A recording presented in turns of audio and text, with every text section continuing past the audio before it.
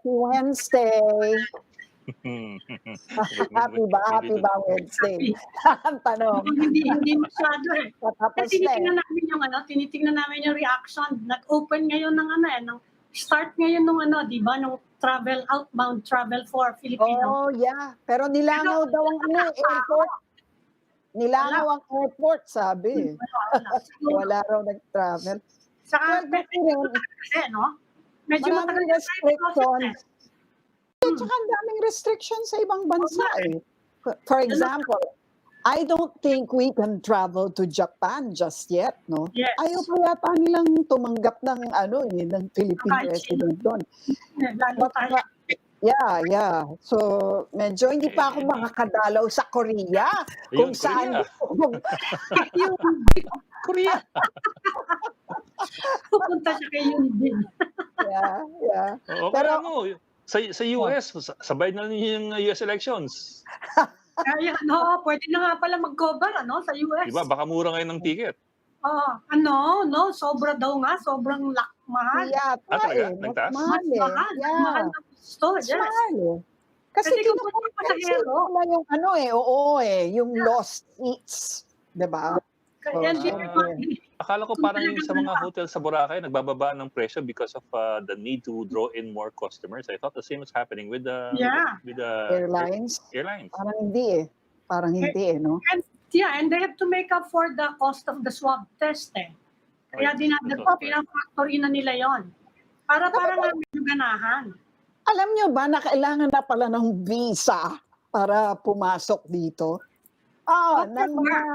ng mga Filipinos, pati mga Filipinos na Americans na. They're strict now. Yeah.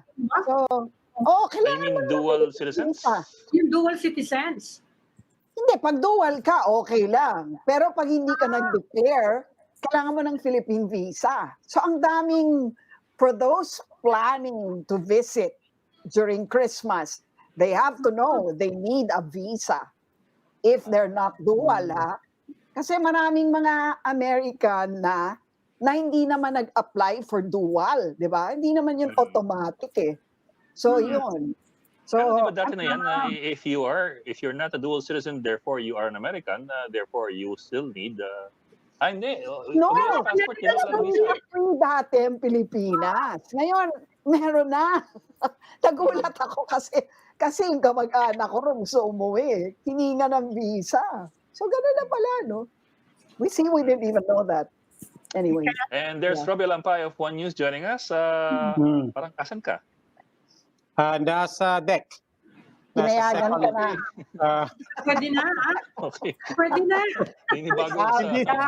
Kahapon, kolorong ka eh. Aminin mo. hindi nila gusto yung idea na pupunta ako all the way to media center. Tapos magbabackdrop ako ng bahay ko. Oo naman. Oo nga, ano yun mo? Tapos sinabi mong nasa Reliance ka, pero yung backdrop mo bahay mo. Let me explain, ha? Let me explain. It's very weird now. I mean, as somebody who's going back to where we're actually working, it's very weird. There's a lot of not just protocols, but new ways of getting in and out of the building. A lot of places are closed off. As people know, yung newsroom natin is right there, doon sa baba, di ba? But I can't even go there. I can't even go there right now because we have staff that are staying here full time. So we're insulating them from people like us who are coming from outside. And tayo galing sa labas, hindi rin tayo makakapasok doon. So medyo magulo. So yesterday, hindi ko lang ako pwesto. Yeah, may bubble or pod system din. Or cellular. Yeah. Feeling PBA player nga ako ngayon. Wala sa itsura. Wala kang mag-alala. Sige. Ingat ka lang dyan kasi may multo dyan sa area yan. Natuloy pa rin. Speaking of PBA, that is part of our big story. I mean, they're checking on a suspected case of a referee. But hopefully, I mean, it's turning out the Bacarao false positive. Positive. But the good news is the organizers of the PBA are taking this very seriously. They've assured everybody that the safety of the players and everybody involved are of highest importance to them. But that's worth Oo. looking at because kagaya nga ng sinabi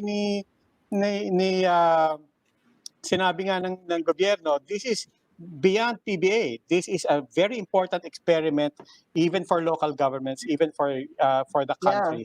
So Oo. this is mahalaga tong tingnan beyond the case of the potential case involved here. Right. Yeah. Nabanggit mo na rin lang yung local government, Ed, pwede ka na mag-segue. Total, Okay, puro sige. office ang pinag-aaralan na. Yeah, our guest is already ready. Let's bring in our first guest for tonight. Yes. He is Navotas City Mayor Toby Chanco. Mayor Chanco, good evening po and thank you for joining us again. Ed, Robbie, Hi, Mayor. Lucy, Ami, yes. Hi, sir. Evening. Yes, sir. Good evening. Good evening, sir. Earlier, sir, we were talking about the almost unanimous decision by the Metro Manila mayors to reduce the number of curfew hours sa Metro Manila, except for Navotas. And I suppose it's laudable that Navotas has the will to go against the grain of the MMC, but that's also a gamble on the other hand, at a time when other LGUs want to open up the economy. What's behind this decision of Navotas? Ed, no, ito, if you recall, yung curfew is already the second policy, no, that we didn't agree to. The first one actually was yung 15 to 65. Di ba, Yes. The age limit. 15 to 65. Pero kami sa Navotas, we maintained it at 18. 18. Doon kasi, parang hindi siya consistent eh. We don't allow those below 18 to go to school. Sabi natin, mag-aral sila sa bahay dahil delikado for their own safety. Pero papayagan naman natin silang lumabas for leisure, no? So, hindi consistent yung policy. At yung 15 to 17, hindi naman pa pwede magtrabaho pa yan. Ever since before, maluwag naman kami doon sa 18 and above kasi they can legally seek work, no? So, doon nagsimula yan. And then next, a few days after, naglabas naman sila na paiksiin yung curfew. Ang reason na bakit hindi kami pabor doon is because pwede naman lumabas yung mga apor kahit curfew eh. Like for example, yung Navotas Fishport nighttime operation yan, di ba? 8,000 to 10,000 people ang foot traffic niyan. Never naman kami nagka-problema because basta't apor, basta't work-related, pwede naman lumabas ng bahay. Ang mangyayari lang kasi pag iniksian yung curfew is yung mga hindi naman, it's not because of work, ibig sabihin leisure lang or leisure, hindi essential, hahaba lang yung hours nila sa labas. No? And kami, we are still worried about the numbers. Kahit malaki na yung binaba, kahit kami yung from dati kami second highest in attack rating. Then yung last week kami yung second lowest in attack rate. Kabado pa rin kami because the number is just a number that's good for today. It's not forever, no? Yeah. Tsaka yung numbers na yan, we have to realize, delayed yan lagi. Delayed yan ng 1 linggo. So ang mangyayari dyan, kung tumaas yung cases, reactionary ka na eh kasi hindi mo na foresee eh. I mean doon sa national government. Pero kami daily kasi nakikita namin yung cases eh. At saka yung nakaka-worry ngayon is yung hindi na kami makagawa nung mass testing ng PCR. Hindi katulad dati, halos kami na mamilit sa tao eh.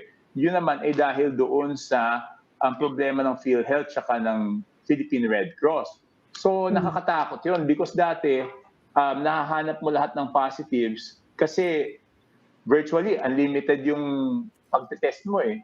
Ngayon, limited na lang yung testing capacity. So nag-iingat lang. But all of this naman, yung pag-iingat namin, ang eventual goal naman ito is magbukas later on. Pero gusto lang namin gradual, sigurado, tsaka ayaw namin yung higpit, luag. Gusto namin gradual na unti-unting luluag. You have a wide range of autonomy actually, no? Yung mga local government, pwede pala kayong sumalungat doon sa mga ganyan. Tama ba yun? Yes, sinasabi naman nila lagi yan eh. They always state that naman doon sa regulations nila. At alam mo, noong hindi kami nagluag sa curfew, halos wala naman reklamo eh. Actually, ang madaming reklamo is pag hindi napapatupad yung curfew. Yun ang karamihan ng complaints na natatanggap namin eh. Doon sa Facebook o doon sa mga text messages, ang complaint sa amin is yung madaming lumalabag. Ang complaint sa amin is yung violation ng curfew and not the shortening of the curfew hours. So I think people appreciate it also eh. Oo. Ano doon sa gradual na reopening or pagluluwag na ginagawa ngayon, no? Na we maintain JCQ but luluwagan natin unti-unti, no? Para yung ekonomiya daw ay mabuhay. Alin doon yung sa pananaw mo, yung hakbang na pinaka-vulnerable ka na baka biglang tumaas? Is it halimbawa, the pagdami ng mga passengers sa mga PUV or pagdami ng mga customers sa mga restaurant or, alin doon yung pinaka-kinakabahan ka? It's always when you take off your mask. So, for example, pagkakain, doon medyo vulnerable yung tao. Kasi doon naman nagkakahawaan eh. Kaya nga, if you recall dati, kung magkahawaan pamilya eh, because it's when you're at home that you don't wear your mask. Di ba? So, doon naman talaga vulnerable eh. Pag hindi suot yung mask eh, doon nakakaba. That's why katulad yung policy namin sa UNDAS, di ba? Nung sinabing sarado yung cementerio as early as September, nagpa-schedule na kami. 2 hours lang ang bisita, then you schedule in advance, you book in advance. 2 hours lang kayo sa loob, and then 2 hours yung ingress and egress, and then susunod na batch, 2 hours ulit. And doon, hindi kami pumapayag na magdadala ng pagkain sa loob. Because nga, yung pagtanggal ng mask, doon nagkakahawaan. 2 hours lang naman sa loob ng cementerio. So siguro po pwede nang iisin nyo na right before you enter, kumain ka na, and then pag uwi, kumain na lang ulit. Pero tubig, siyempre, pinapayagan namin. Pero yung simba, halimbawa, hindi ka kinakabahan doon na dadami na yung magdidinig ng misa. Dahil kasi sabi nga ni nung isang expert si Father sino yun sa UST sa Austriaco. Oo, si Austriaco. Sabi niya ano raw yan eh, pag sa simbahan, maraming salita. Kasi may responsorial may ganyan. Maraming kanta. Kantahan pa, sinabi niya. Yun, hindi ako kinakabahan doon. No, but we always have to be consistent eh. Kasi mahirap naman yung simbahan 10%, yung restaurant 50%, di ba? So, ibig sabihin, there must be consistency in our rules. Doon naman sa simbahan, kahit nagkakantahan yun, nakamask naman yun, hindi naman nagtatanggal ng mask yun, at hindi naman sila magkakaharap. Hindi katulad pag kumakain magkaharap. Ito, side by side kayo. So, you speak out to no one in front of you, di ba? So, ganun yun. Kaya pumayag na rin lahat doon unanimous kami. Doon sa 30% sa simbahan, unanimous lahat ng mayors doon. Pero Mayor, last na nakarap sa pare. Mayor, Saka yung communion, di ba, tatanggalin.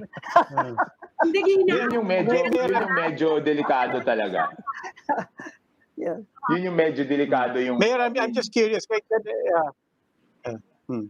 Mayor, nabanggit nyo kanina yung attack rate sa Navotas, malaking improvement. As you said, Navotas used to have one of the highest attack rates. Now you're second lowest as of the October 20 report of Okta Research. But I also wanted to point out, and napansin ko lang, you were second best in terms of attack rate, no? Second meaning second lowest. But the lowest is Caloocan, and then after you, it's Malabon. And in fact, hinati lang kasi nila sa dalawa. But even Valenzuela is an outlier in the lower half na mababa ang Coincidence lang ba to that Kamanaba seems to be doing relatively well, or is there something going on within what do you call it, your sub-region, yung Kamanaba? Is there better coordination, or coincidence lang ba to that you're all faring much better in terms of attack rate? Tapos on the opposite end, Calabarzon, mataas, di ba, ang attack rate. So ano kaya nangyayari ron? Yung dynamic nun? Yung doon sa Kamanaba, I think coincidental lang yan, no? I think hindi naman dahil may ginagawa kami. Everyone's trying their best naman. Tsaka yung attack rate, I'm telling you, even nasa second lowest kami, doesn't mean it will be there forever, doesn't mean it will be there for the next 2 weeks. We don't know. Tomorrow it can go up. 'Di ba? Kasi yung problema sa COVID, isa lang magpabaya, ang bilis talaga bumilis niyan eh. There is no assurance na you can always contain it at a low level. So kaya kami cautious because we've gone through it. We've gone through being second highest in attack rate. Second to Cebu nung kataasan ng attack rate ng Cebu. So parang kami nga yung pinakamataas yata nun sa NCR kung second kami sa Cebu eh. Yes, So I remember that. pinanggalingan na namin yan. So alam namin na anytime konting pabaya lang, tataas ulit yan. Yung naman doon sa Calabar Zone, hindi ko rin, I don't know, I cannot speak for them because I'm not from there. Mahirap kasi mag-speculate yan eh. Yung success rate nyo, saan nyo ina-attribute? Pinakamalaking factor. Yung compliance ba ng tao or enforcement or maganda ba contact tracing? Ano yung pinaka-crucial na factor as far as you are concerned? It's not one factor. First of all, it's the mass testing. Kasi pag nag-mass testing ka, mahahanap mo lahat ng posibleng positive, di ba? Okay. Pag nag-mass testing naman, kailangan yung positive ma-isolate ka agad. Hindi talaga dapat pumayag ng home quarantine. Kasi pag nag-home quarantine, hahawaan niya yung buong bahay. Okay? And then contact trace, importante kasi dapat malaman mo lahat ng contacts niya. And dapat ma-test mo ulit lahat ng contacts niya. Kaya importante yung testing eh. Ngayon, nagkakaproblema yung PhilHealth tsaka Red Cross. So doon ako worried. Kasi how will we continue doing the mass testing kung nagkakaproblema yung dalawa? Kasi ngayon binabayaran na namin yung sa mga private clinic yung tests namin, hindi katulad dati sagot ng PhilHealth yan. Which dapat naman talaga sagot ng PhilHealth. Pero Mayor, hindi common denominator yan sa Kamanaba area, yung mass testing tsaka yung contact tracing. I don't know. Kahit yung home quarantine, hindi ko sure eh. Because there was a time na ang pinopropose sa amin instead of yung isang doctors group, ang pinopropose for a time, I think this was late September, is wag nang dalhin sa isolation facility yung positive, kung hindi i-quarantine yung buong bahay. Yes, right. There was a proposal like that. Nagkaroon ng ganon. Yes, true. Oo, pero hindi lang I think that was mga September 20. Yes. September 20, tama. It was a meeting on September 20. Ang sabi sa amin, wag niyo na dalhin sa isolation facility. I-quarantine niyo na lang yung buong bahay. But kaya hindi natuloy yun? Because if you quarantine the whole house, ibig sabihin, pati may trabaho doon, hindi mo papalabasin for 14 days, di ba? So, parang mahirap. So, hindi natuloy yung na yun. But there was a proposal like that. So, I don't know if other LGUs do it that way. Kasi ang reason naman doon, ang sinasabi nila, naging close contact na yung buong bahay. Right. Bakit mo papalabasin? At kahit i-test mo, posibleng hindi mo lang na-timingan na positive siya. Kasi kailangan rin may timing eh. So parang ganun yung proposal, pero hindi lang natuloy yung proposal na yan. So I really don't know what the others are doing. But I'm sure they're also doing contact tracing. I'm sure everyone's doing mass testing. Yun lang. Baka lang, yung hindi ko lang sure is yung isolation tsaka yung quarantine. Mayor, nabanggit niyo po yung concern niyo about yung PhilHealth and the Red Cross, the Red Cross having to stop testing specifically if it's PhilHealth that's going to cover it. And I just wanted to ask, kasi yesterday we had a report na downstream, ang laki pala nung effect nun. We were just thinking now it's about an utang and so on. And then you realize that no, downstream this has real implications for people and as we open the economy. The story yesterday was specifically about OFWs, about 4,000 OFWs now stranded precisely because they couldn't get the coverage they need to get their tests. What are you seeing as you try to reopen the economy? What are some very real downstream impacts of this development between PhilHealth and Red Cross? Yun, kasi ang biggest testing capacity naman talaga sa atin is Red Cross eh. There's no question about that eh. So, yun, I mean, unless babayaran, di ba? Eh dapat naman talaga PhilHealth magbabayad yan eh.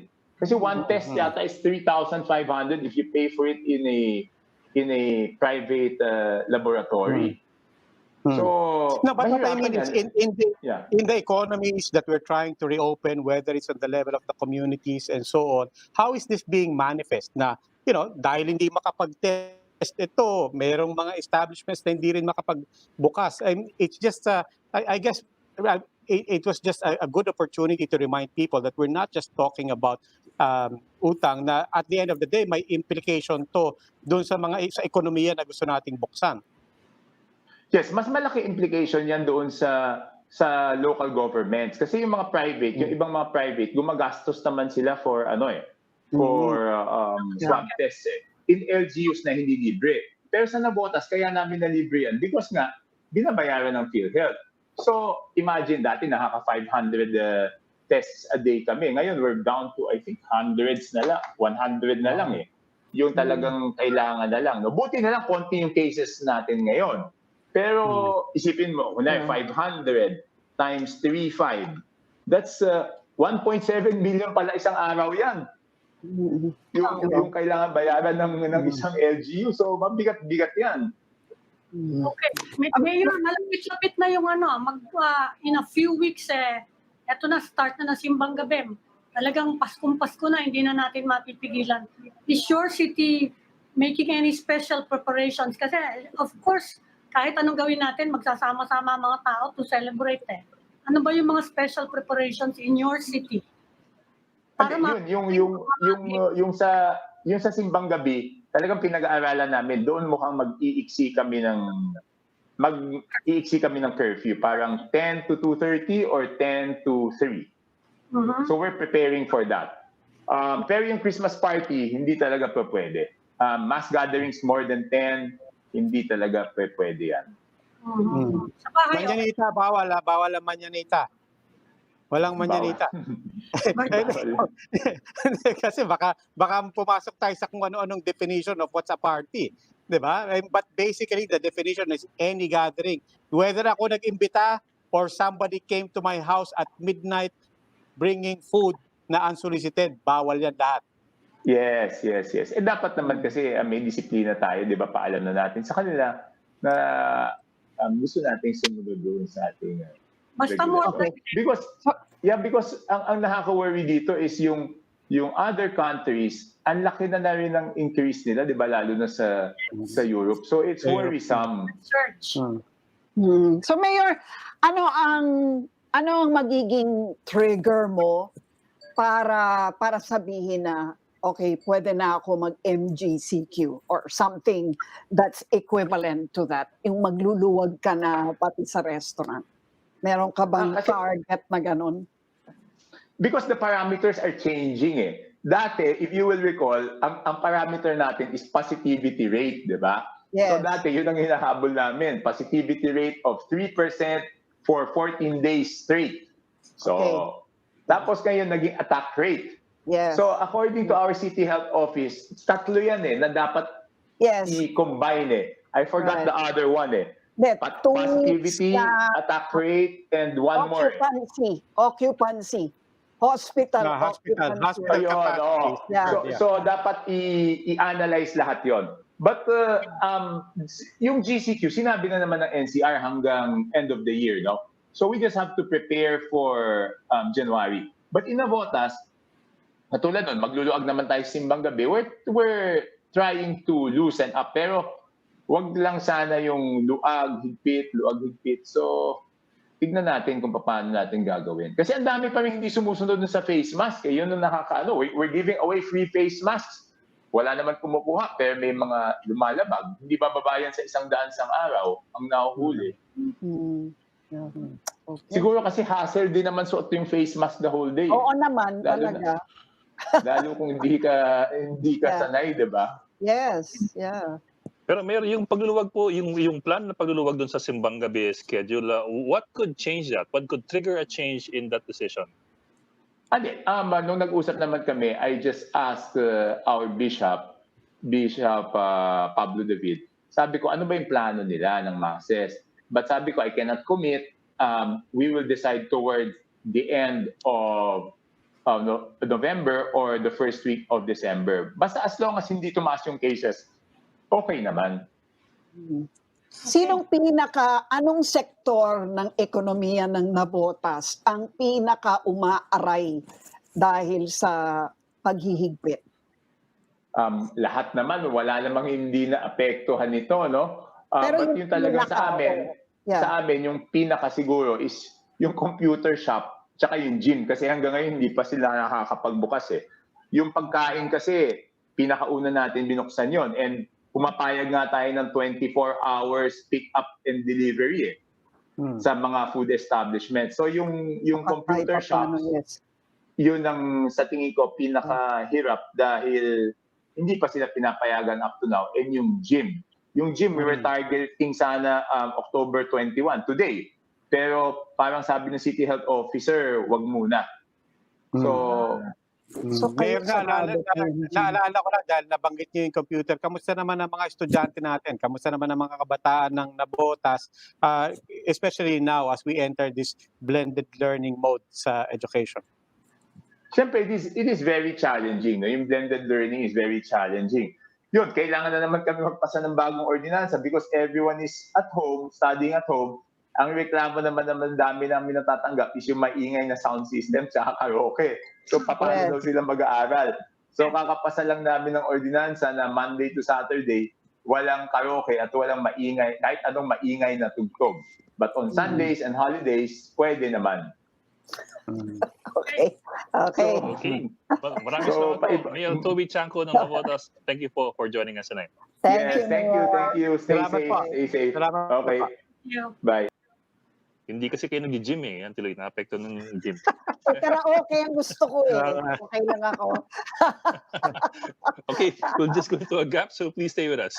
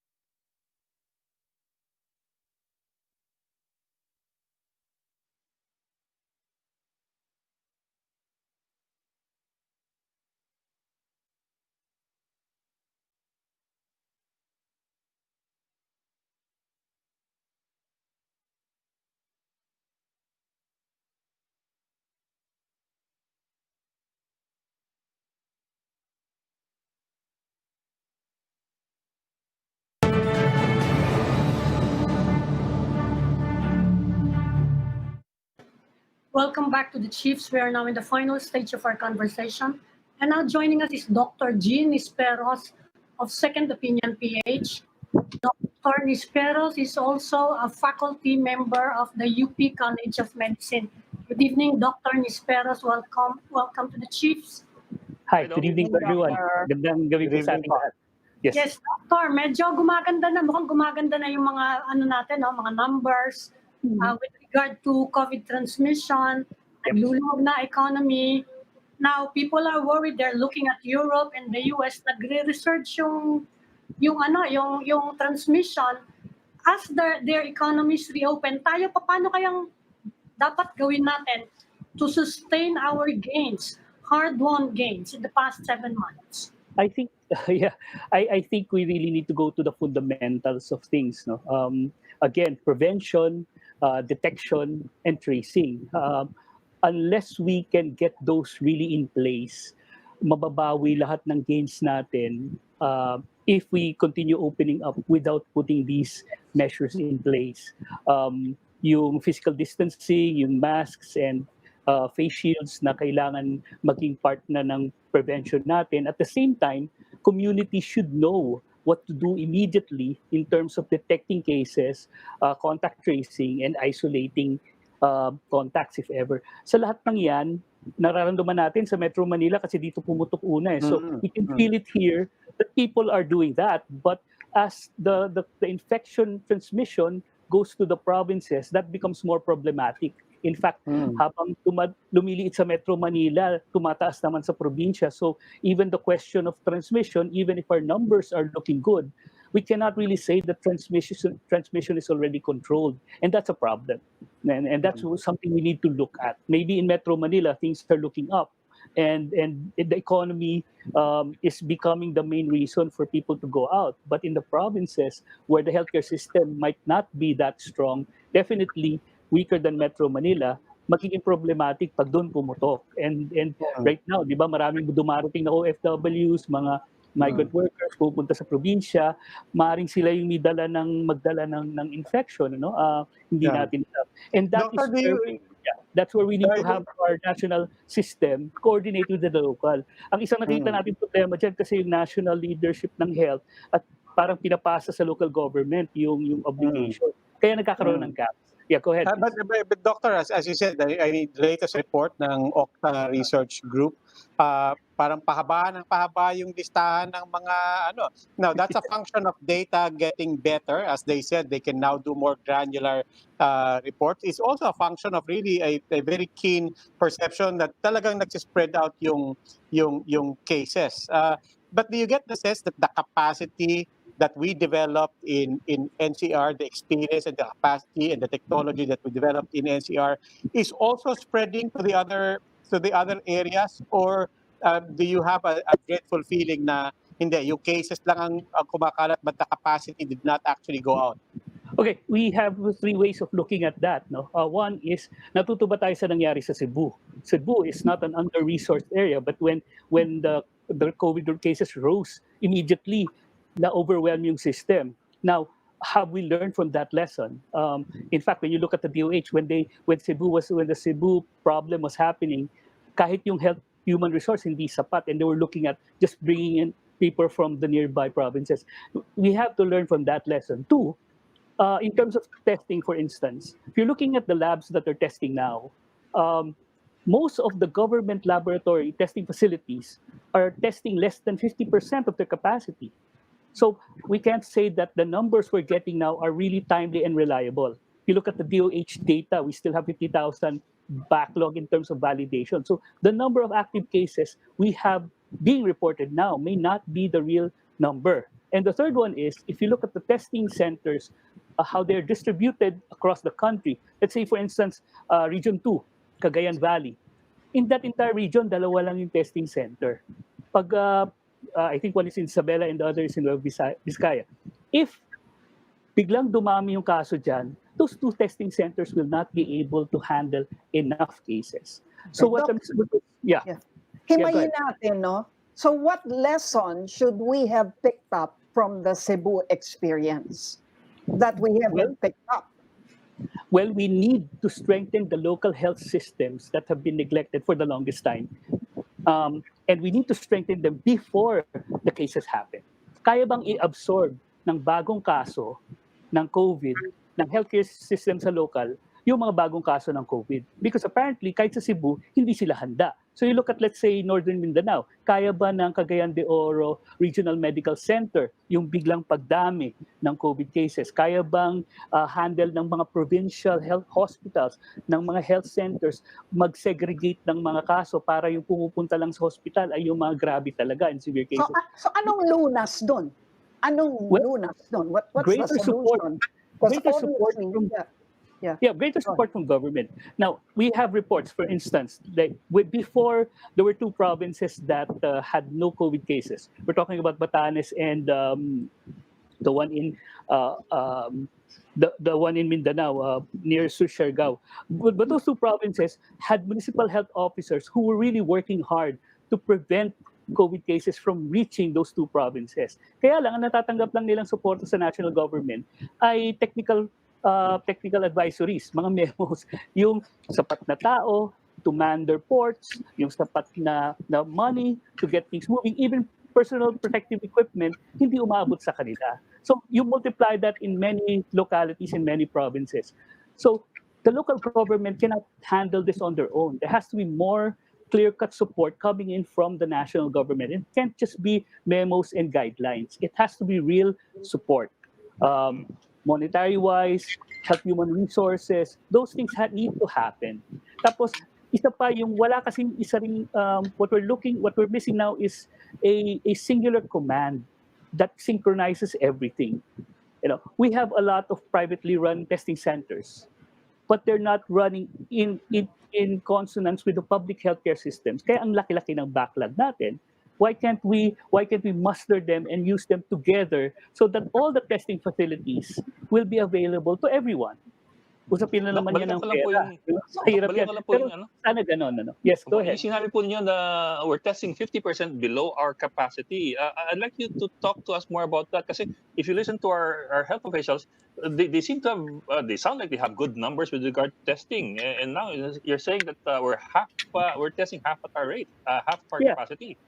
Yeah, because as early as I think June, July, the government was already saying that our rated testing capacity is 60,000. Now I think it's around 75,000. That's the rated testing capacity of all the laboratories in the country. That's the potential. But how many? Yeah, that's the potential. That's how much we can test if we push everything to the max. But if you look at the numbers, we're actually just testing 30 to 35,000 a day. Why is that, sir?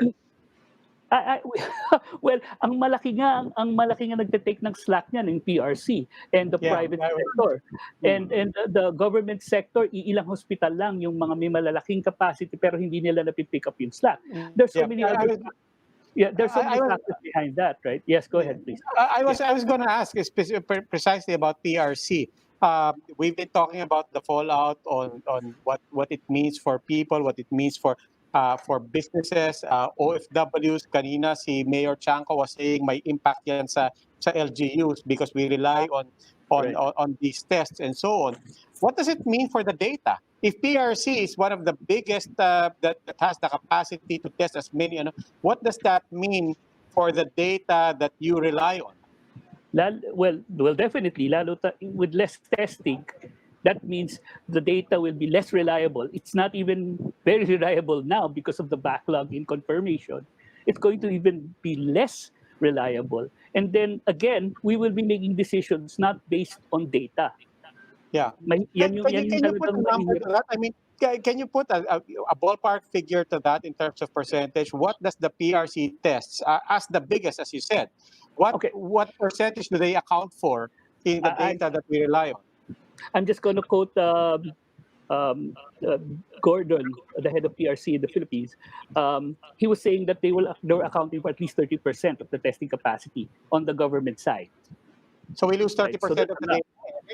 Yeah, so that's a lot. Yung tinitest nila, mabilis sila mag-test because according to him, and I've heard him talk about this, the Red Cross kasi has the capacity to source out reagents, everything they need in advance. And that's why he was saying earlier that he was demanding money from PhilHealth so that they can source out the needed reagents immediately, and because it takes a lot of money. So hindi sila nagkakaroon ng gaps. Tuloy-tuloy yung pagtetest nila kasi yung supply chain nila tuloy-tuloy dahil napapayaran nila. Once the payment doesn't come, sabi niya, then they will have problems paying their suppliers, and therefore the whole supply chain falls flat. So ganun ang problema nila. The question is, why is PRC relying on PhilHealth for its payment? PhilHealth is just a payment mechanism. If we want PRC to run, you can just government, because it has bayanihan law, it just throw the money straight to PRC and say, look, okay, here's the money. If PhilHealth is having problems, let them tackle it. We'll park that problem there. Let them tackle that first. But we need you to keep on functioning. That's a political will right there. That's a question of whether government will act or just wait till PhilHealth fixes its problem and then pay PRC. Medyo problematic yun. If we have a strong leadership that is directed towards health, then they will say, look, if we need to fund PRC, then source out the money from the bayanihan law and give it to PRC and give the same money to all these government hospitals who are now having problems functioning in full capacity, and let's see where it's going to go. Ganun sana yung kumpas. Yan yung wala sa atin ngayon. Isang malinaw na kumpas paano gagamitin lahat ng rekurso natin to one end, and that is to address the COVID situation. Okay. Well, Hindi ba anyway, dapat Dor, naiintindihan yan? So No, ibig sabihin, the figures now are not reliable. Is that what Okay. you're saying, Dr. Nisperas? That Because- the figures we're getting now are actually not an accurate picture of the COVID situation. Okay, you have several studies. One study made by a group shows that as early as March, we already had 6,000 cases, but the numbers being reported in March was only 2,000. I'm looking at the data being given out by statisticians, different statisticians, and they're saying that the backlog we have right now, people who tested positive but have not yet been validated by the DOH to be actually positive or individual persons, it's around 50,000. So that's a lot of people. That's almost the same number of active cases we have right now. In fact, a few weeks ago, the DOH data was still reporting March and April cases. Ganun kahuli. So the numbers we have now does not really reflect the extent of the problem. That's a major It's obstacle. disturbing. And Yeah. yeah, it's really disturbing. The number today is 362,000. 60 I something, think, yes. yeah, right. But if you put the backlog of 50,000, we're already breached the 400,000 level. So, laki nun, Yeah. right? The number of active cases is 49,000. Again, if you look at the validation backlog, it's 50,000. They're almost the same number. We have, ang laki-laki niyan. Now, where are they? That's the problem. We cannot adequately rely on data, and that's why people are making projections. That's why different groups are making projections based on what we have. Because the current data we have right now is not really that reliable. okay. Okay. Well, we'll be talking about projections with our next guest. Dr. Nisperos, thank you for your insights. Thank you, Doc. Thank you, All Doc. right, thank you. Ito lang na, Salamat po. ito lang na yung DOLE offered to advance some of the payment to the Red Cross for the swab test, especially for the OFWs. But anyway, Dr. Jean Nisperos of the UP College of Medicine, thank you for joining the Thank Chiefs. you, sir. All right, thank you very much. Good evening. Yes. And I would like to welcome our third guest for the evening, a regular on the show, Professor Guido David of Octa Research. Good evening, Professor. Yes, hi, good evening. Regular na ba ako? Kailan ako magiging co-host? Yeah, oo. Kasama na ka sa panel. We have to rely on your data. At sabi nga ni Dr. Jean Nisperos, medyo may mali daw yata dun sa data. He's talking about a backlog in testing of 50,000, sabi niya, in addition to the 49,000 active cases. Ano po bang comment niya doon, Professor? Yeah, actually, we've reported about that backlog since I think June pa yata or something, and hindi pa nawawala yung backlog na yun. Some of it is actually testing lag, so it means nakiklear naman siya once we get the test results. So ibig sabihin, yung test results come in advance before they are actually reported, and it was in one of our earlier reports. Hindi yung 100% ng 50,000 is a testing lag, but some part of it is testing lag. So I mean, it's always been there. We're not really that worried about it because we've been making projections even with that backlog. So it might be that most of them are duplicates or something like that. So we know fundamentally that the number of cases will really be more than what is reported. That is a fact. How much more, we are not sure. Pero even one of our colleagues from the U.S., he says even in the U.S. they have that discrepancy between number of reported cases and the actual number. And sabi niya, the number might be higher here, but it's not like the 2 million that was reported in one study by some research group. So we do have some backlog, and we do have some maybe underreporting, pero we have to work with those limitations to the data. Yes, you're saying, sir, that it's already factored into your projections. In a way, yes. We actually made that report a while ago, but we haven't checked if it's still valid yung factorization na ginagamit namin, we assume it was. Kasi the backlog just grows with the number of cases. So it's medyo proportional. Yes. So, yeah. Okay, So so do you how have does, any good news for us tonight? yes, how does the situation look now that they're gradually reopening and easing up on the restrictions? Well, my colleague, Professor Ranjit, since he's not here, I'm going to talk about him. So, you Go talk behind his back. well, I'm sure he's watching. So he's usually medyo cautious, medyo conservative about opening up. And I've already also talked about this. Now, opening up will always carry a risk. So we have to deal with that. Now, there will always be a risk. We're not saying na pag nag-open up tayo, it will necessarily cause an increase, although some people believe that it will cause an increase in cases. But we won't know for certain until makita natin yung results. Now, we opened up and then the increase in mobility, yes. But Dr. David, what do you make of Baguio City? I'm looking at your latest report. Attack rate in Baguio City is now at 11.1%. Hospital occupancy now as of 69%.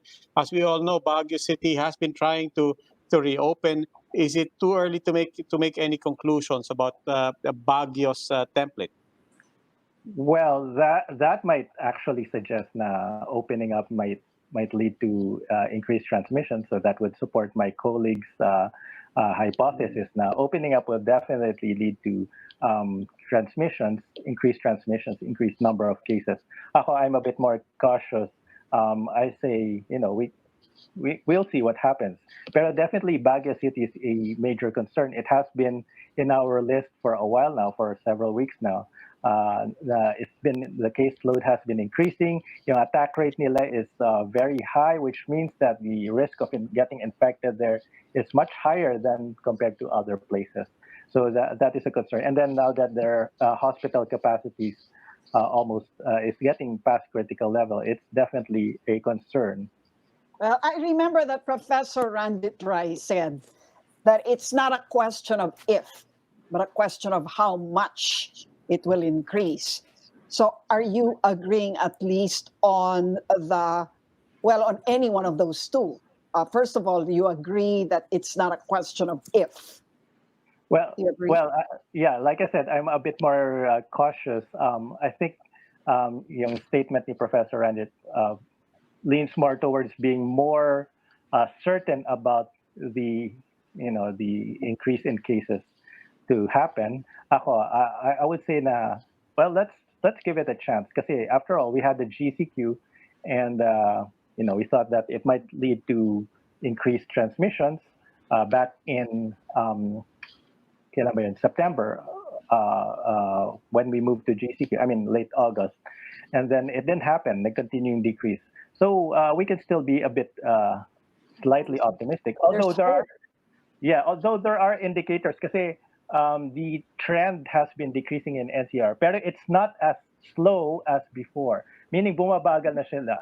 Halos nagpa-plateau na nga yung number of cases. And if you look at our reports, and someone mentioned this to me, na yung NCR in 1 week nabawasan lang ng like 8 cases for the week in daily average, and that's a small number. I mean, we would expect it to decrease by a lower number. And of course, the other factor is that we have to consider is yung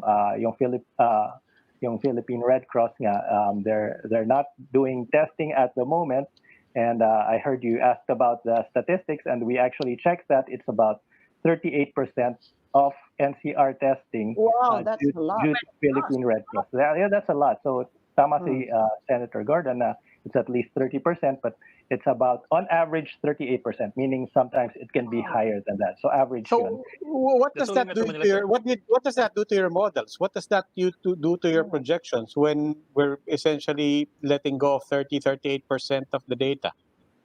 Well, we can feel it. If we're getting an average of 38%, we can feel that in the model. We'll say, okay, let's put back in 38% that we lost. So sa modeling naman, it's not really a big problem. The bigger problem is actually on the ground. I mean, if we're not getting these people tested, Yes. and I heard that there are OFWs who are waiting to get tested, Yes. and there are a number of them, and they're in quarantine facilities. We might now overwhelm our quarantine facilities because we have a backlog now of testing with Philippine Red Cross, and then if we have a backlog of testing, this will also affect our contact tracing, our quarantine, as I mentioned, and the numbers. I mean, people might be infecting others without them knowing because we're not testing them, so we don't know if they're infected.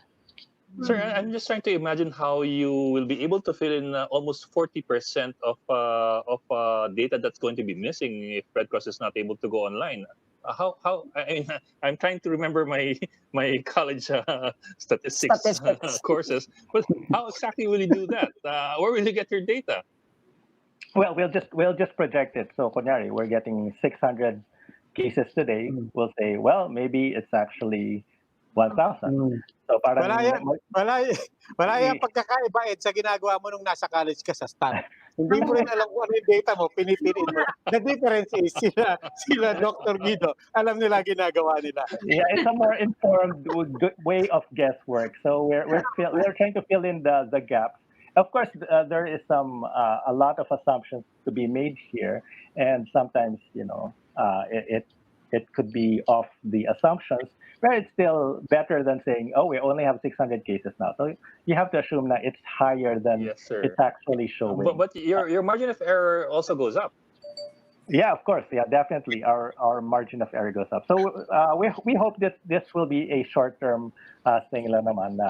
Soon they will be back online. After all, like promised the president that PhilHealth will be paid. So hopefully they will resume their Dr. David, if you don't mind, I just want to get to a couple of areas that you mentioned, that you highlighted. Lucena, Quezon, 8% attack rate, and now you're saying hospital occupancy 95%. That literally means halos wala ng capacity sa Lucena. And then I just throw in there Bawan naman, Batangas, higher attack rate, but you're saying 0%. What does 0% hospital occupancy mean? Oh, actually, it's supposed to be NA. It means that we did not find any hospitals in Bawan, Batangas. So most likely, the cases there, they get hospitalized in a different LGU, perhaps Batangas City. But anyway, yung sa Lucena, we found hospitals there, and it's the center, so most likely the cases do go to Lucena for hospitalization. Although Bawan, Batangas, we're not that concerned because their caseload is actually quite low. Mataas na yung attack rate nila, so we featured them the previous week. Pero right now we're saying, well, okay, let's now look at the caseload as well para hindi naman, kasi itong mga ibang matataas yung attack rate, mga like yung Gamo, Isabela, I mean, they might be getting only 5 cases per day. So it's very manageable. Mataas lang siya relative to the population. But we still have to be worried about those places na mataas yung, they're getting 20 cases per day and still increasing. And especially if their hospitals are getting filled like Lucena, we definitely have to be concerned. And that's why we're putting these reports para to alert people. I know may mga ibang nagagalit yata sa amin for informing people, but I believe it's the right of people to be informed. Lalo na when we're opening up the economy, now the responsibility is on the people. But Professor, how worrisome is it, yung situation outside Metro Manila? Because Dr. Nisperos also mentioned this, na although nag-i-improve daw yung numbers in Metro Manila, outside actually yung capacity ng local governments, hindi siya nag-i-improve, and we are actually seeing, well, sa ngayon, mga pockets of an increase or a resurgence or an appearance of the virus. How worrisome is that situation? It's a bit worrisome. Pero, I mean, yes, we're seeing an increase in Isabela and in places now we didn't see an increase before. And there are many places where we're seeing an increase, and in Mindanao, in places like Butuan. Pero, of course, these are far from Metro Manila. If we're thinking about Metro Manila, we should be concerned about increases sa neighbors natin. And we're seeing an increase actually in Rizal, in places like Antipolo and Taytay. So they're having bigger numbers, and Cavite is not seeing an increase yet, but they still have big numbers. So definitely, if we have looser border restrictions, we have to be concerned because even though we're improving, and right now we're only improving slightly sa Metro Manila, we're not improving as much as before. So we even have to be cautious, even with just that fact. Pero nevertheless, let's say we're improving, we still have to worry about our neighbors where there is an increase and we have loose border restrictions. Mhm. Okay. Alright. Okay, Professor Guido David of Octa Research. Sir, nagiging suki na kayo. Baka mamaya kasama na kayo dito sa regular natin. regular. Mamaya kayo na nag-i-introduction. Sir, maraming salamat po for joining us tonight. Ako na mag-gap next time. Yeah. Thank you so Pwede, much. pwede. Okay, sige. Maraming Thank salamat po. you. Thank you, Professor Guido. Oh, yan ha. Okay. Si Professor Guido nagsasabi na, and now joining us is Ed Lingao and Lucy Cruz Valdez. And, Siya na nga daw mag-agap. okay, I think we're going over time, so we'll have to say goodbye. And that's it for this Wednesday edition of the Chiefs. We hope what to discuss or we'll keep the conversation going. I'm Ed Lingao of News. I'm Ami Pamintuan of the Philippine Star. I'm Lucy Cruz Valdez of News 5. I'm Robbie Alampay. We are One News.